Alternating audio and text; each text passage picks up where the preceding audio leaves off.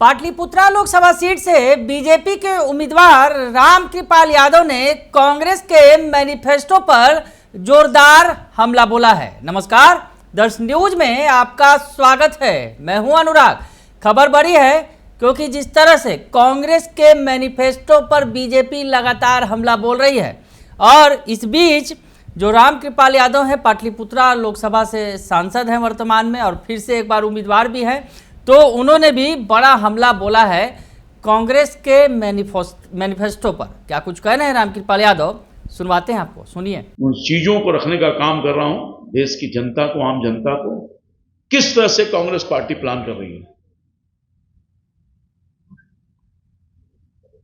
कांग्रेस कह रही है देश की जनता ने अपने बाल बच्चों के लिए जो कमाया है उसको भी उनसे छीन करके मुसलमानों में बांट देगी। ये हम लोग नहीं कह रहे हैं, हम तो सबका साथ सबका विकास, हमारी नीति, हमारी पॉलिसी हर जाति हर धर्म के लोगों के लिए ईमानदारी और निष्ठापूर्वक हम लोगों की गरीबी को निकालने के, गरीबी से बाहर निकालने के लिए हर काम कर रहे हैं। वही कांग्रेस पार्टी कर रही है। क्या आप अपने बाल बच्चा के लिए कमाइए, हम उसको सिर्फ मुसलमानों में बांट देंगे। अरे हमारी पार्टी तो गरीबों के काम कर रही है, हमारी नीति तो गरीबों के लिए है। देश का एकमात्र ही व्यक्ति है, जाति है, धर्म है, मैं मानता हूं, वह है गरीब। और हमारे प्रधानमंत्री जी ने गरीब को आगे रख करके योजना बनाई। बहुत बारीकी से आप देखिए, यही याद करिए, क्योंकि पूर्व प्रधानमंत्री मनमोहन सिंह ने कहा था कि देश के संसाधनों पर पहला हक मुसलमानों का होगा। अब गौर फरमाइए, उनके एजेंडे से पता चलता है, उनके मैनिफेस्टो से पता चलता है, उसको जमीन पर उतारने की कोशिश कर रहे हैं। जिस तरह से याद होगा, बहुत दुनिया को याद है, मैं तो उस समय पार्लियामेंट का सदस्य भी था, बहुत बारीकी से उन चीजों को देखा हूं करीब से। राहुल गांधी ने, माननीय प्रधानमंत्री जी ने, मनमोहन सिंह ने एक ऑर्डिनेंस लाया था कुछ लोगों को राहत देने के लिए, और कैबिनेट का निर्णय का विरोध किया। राहुल गांधी ने ऑर्डिनेंस को फाड़ दिया। उसी तरह से मनमोहन सिंह के उस बयान को लोगों ने कहा है सच्चाई है, दुनिया के सामने आया है। क्या कांग्रेस राजद में अगर हिम्मत है तो पूर्व प्रधानमंत्री मनमोहन सिंह को जो बयान आया है उसको गलत बोलने का काम करे? हिम्मत तो आए सामने, फाड़ दिया था ना ऑर्डिनेंस की, काम किया है गलत। मनमोहन सिंह के इस बयान का मैं उद्धृत कर रहा हूं, उसको बोले।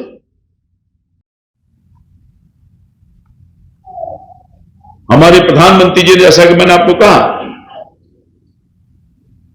कांग्रेस पार्टी बोलती है कि मुसलमान को हम सब कुछ छीन कर दे देंगे, और हमारे प्रधानमंत्री ने कहा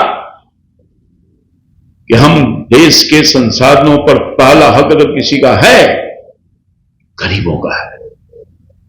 जब वो किसी जाति धर्म वर्ग का हो, वो गरीब, हम उसकी चिंता कर रहे हैं, उसकी नीति पॉलिसी बना रहे हैं, उसको आगे ले जाना चाहते हैं। ये फर्क है कांग्रेस पार्टी और एनडीए और भारतीय जनता पार्टी मोदी जी के सोचने पर। आपने देखा नहीं, हम जो कहते हैं सो करते हैं। हमारे प्रधानमंत्री ने कहा गरीबों का हक है, और मैं दिखाना चाहता हूं अपने, क्या मुफ्त में भोजन मिल रहा है? क्या उन सभी जाति सभी धर्म वर्ग के लोगों को नहीं मिल रहा है? क्या मुसलमान भाइयों को नहीं मिल रहा है? मुफ्त में आवास की व्यवस्था की जा रही है,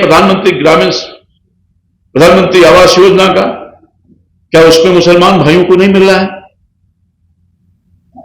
आप देखिए, गौर फरमाइए, आयुष्मान कार्ड जहां मुफ्त में इलाज की सुविधा मिल रही है, क्या मुसलमान भाइयों को नहीं मिल रहा है?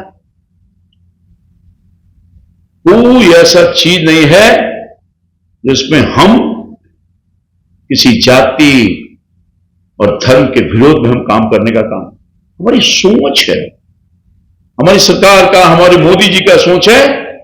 हम अगर पानी दे रहे हैं तो सबके लिए, बिजली दे रहे हैं तो सबके लिए, सड़क दे रहे हैं तो सबके लिए, रेल दे रहे हैं तो सबके लिए, अनाज दे रहे हैं तो सबके लिए, गैस का कनेक्शन दे रहे हैं तो सबके लिए। और सचमुच में इस पिछले 10 सालों में उन तमाम गरीबों की गरीबी से बाहर निकालने में बहुत भूमिका अदा किया, अहम भूमिका। और यही कारण है कि पिछले 10 साल में 22 करोड़ लोगों को गरीबी से बाहर निकालने का काम किया है। हमारा कमिटमेंट है, हम इसको जारी रखेंगे। हमारी जो गठबंधन की सरकार है, हम इन सब चीजों को बहुत ऊपर रखे करने का काम करते हैं। हमारा मैनिफेस्टो कहता है, मगर देश की कांग्रेस पार्टी, इनके जो चट्टे बट्टे लोग हैं, वो कह रहे हैं कि हम भारत को अपने नीतियों के माध्यम से इस युग में ले जाना चाहते हैं जहां देश का सोना विदेश में बेचा जाता था। याद करिए, हिंदुस्तान का उस समय में पार्लियामेंट का पार्लियामेंट था। ये दो तरह की सोच कहां ले जाना चाहता है कांग्रेस पार्टी, और इनकी नीति, इनका सिद्धांत, इनकी सोच किस रसातल में पहुंचाना चाहता है।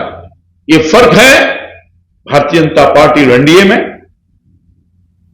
और ये फर्क आपके सामने मैं रख रहा हूं। तो सुन लिया आपने, रामकृपाल यादव कह रहे हैं कांग्रेस अपने मैनिफेस्टो में विरासत टैक्स की बात कर रही है, यानी आप जो मेहनत से कमाएंगे वो आपके परिवार का नहीं होगा, बल्कि आधा धन टैक्स के रूप में लिया जाएगा।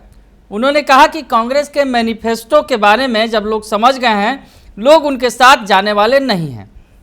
चाहे विपक्षी दल कोई भी हो, जिसने भी इस मैनिफेस्टो का समर्थन किया है, जनता उन्हें चुनावी मैदान में हराने का काम करेगी। तो रामकृपाल यादव ने इतना ही नहीं कहा, उसके अलावा उन्होंने बताया कि आम जनता इन बातों को समझ गई है, और उन्होंने कहा कि मुझे लगता है कि 2 चरण में जो वोटिंग हुई है, एनडीए के उम्मीदवार को लोगों ने पूरा साथ दिया है, और इस बार हम लोग 400 पार का जो नारा दिए हैं उसे पूरा कर लेंगे।